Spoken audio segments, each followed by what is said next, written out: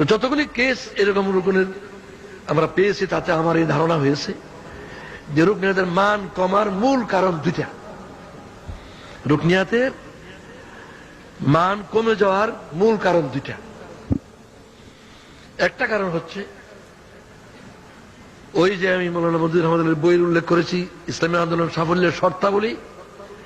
এই শর্তাবলীর ব্যক্তিগত 4টা গুণের 4র্থ গুণটা হচ্ছে যেটা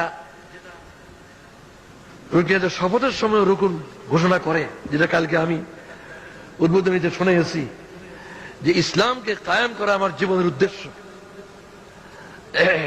আমরা রুজি রোজগার করি, চাকরি বাকরি করি, পেশা করি, সংসার করি, বেঁচে থাকার প্রয়োজনে করতে হয়, আল্লাহরই নির্দেশ বেঁচে থাকার জন্য করতে হয়, তাই করি। কিন্তু বেঁচে থাকবো কি জন্য?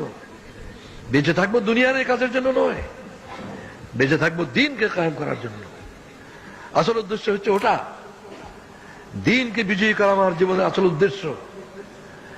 এই কর্মীদের 4টি প্রাথমিক পুঁজির গুণের 4র্থ নম্বর গুণটা হচ্ছে এই গুণটা। এই গুণটার অভাবে মান কমে।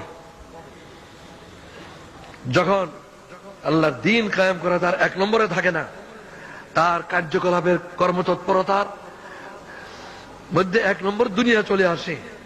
একটু আর্থিক উন্নতি করা, সচ্ছলতা বাড়ানো, একটু বাড়িঘরের অবস্থা উন্নতি করা, একটু ভালো খাওয়া পড়ার বন্দোবস্ত করা, আয় রোজগার বাড়ানো। এটা কোনো নিষেধ না, হারাম না, না জায়েজ না, কিন্তু ওইটা থেকে এটার উপরে থাকতে হবে। কিন্তু ওটা এই যে জলের অপর নাম জীবন, জলের অপর নাম জীবন। পানি ছাড়া মানুষ বাঁচে না, তাই পানির আরেকটা নাম জীবন। কিন্তু পুকুরে ডুবে যখন মরে, কি পানির অভাবে মরে? তাহলে বোঝা গেল পানির নাম জীবন নয়, পানির একটা নির্দিষ্ট পরিমাণ জীবন, এর চেয়ে বেশি হইলেই মরণ। যে পানি একটা নির্দিষ্ট পরিমাণে তার জীবন দেয়, সেই পানির পরিমাণের বেশি হলে এটা মরণ। ঠিক তেমনি দুনিয়ার আকর্ষণ, দুনিয়ার রোজি রোজগার, এগুলি জীবন, মুমিনেরও জীবন।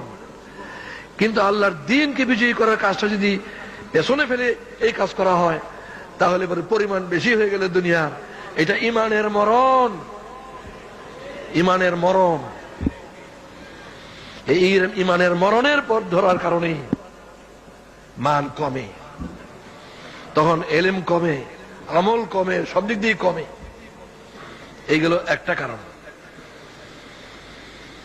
এইটার কারণে বৈঠকে ঠিক মতো আসে না, রিপোর্ট দুর্বল হয়, এটার কারণে এয়ানত রেগুলার দেয় না, অনেক দিক দিয়েই তার কমতি আসে। দুনিয়া কামাই করতে হবে বেঁচে থাকার জন্য, এটা জীবন। কিন্তু দ্বীনকে বিজয়ী করা আমার আসল কাজ, ওটা 1 নম্বরে রাখতে হবে, এটা প্রাধান্য দিতে হবে, এটাকে অধিক গুরুত্ব দিতে হবে। ওটাকে গুরুত্ব কম দিলে আমার ইমানের মরণ। দ্বিতীয় যে কারণে মান কমে, সেটা হচ্ছে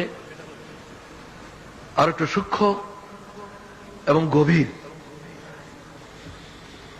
যখন রুকুন ইন্না সলাতি ওয়া নুসুকি ওয়া মাহইয়ায়া ওয়া মামাতি লিল্লাহি রাব্বিল আলামিন বলে শপথ নেয়, তখন এটা এত বড় একটা দাবি, আল্লাহকে সাক্ষী রেখে আল্লাহর বান্দাদের সামনে ঘোষণা করছে রুকুন যে আমার জীবনের সবকিছু, হায়াত মত সবকিছু আল্লাহর জন্য। এই ঘোষণা দিল আর আল্লাহ এমনি ছেড়ে দিবেন বিনা পরীক্ষা? এটা হতে পারে? আহসাবান নাস আন ইউতরাকু আন ইয়াকুলু আমান্না ওয়া হুম লা ইফতানুন। সূরা আল-আনকাবুতের 1লা আয়াত। যে মানুষকে মনে করে যে ঈমান আনলাম বললো এমনি ছেড়ে দেওয়া হবে বিনা পরীক্ষায়। ওয়ালাকাদ ফাতান্নাল্লাযিনা মিন ক্বাবলিহিম, এর আগেও যারা ঈমানের পথে এসেছে বিনা পরীক্ষা কাউকে আমি ছাড়ি নাই। আল্লাহ তাআলা এই গ্যারান্টি কখনো দেন নাই যে একবার হেদায়েত হয়েছে আর কখনো গোমরা হবে না। দিয়েছেন এরকম? বরং শিক্ষা দিয়েছেন দোয়া করো, দোয়া করো, রব্বানা লা তুযিগ কুলুবানা বা'দা ইয হাদাইতানা, রব্বানা লা তুজিগ কুলুবানা বা'দা ইয হাদাইতানা, হে আমাদের রব, একবার হেদায়েত করেছো, এরপর আমার দিল থেকে টেরা করে দিও না। হেদায়েত করেছো, হেদায়েত থেকে আমাকে আর পেছনে যেতে দিও না। এর অর্থ এটাই যে তুমি হেদায়েত হয়েছো, এই গ্যারান্টি পাওয়া যায়নি যে তুমি চিরদিন হেদায়েতের উপর কায়েম থাকতে পারবে। তাই তুমি চেষ্টাও করো, দোয়াও করতে থাকো যাতে নাকি পিছিয়ে না পড়ো। এই যে পরীক্ষার কথা আল্লাহ বললেন,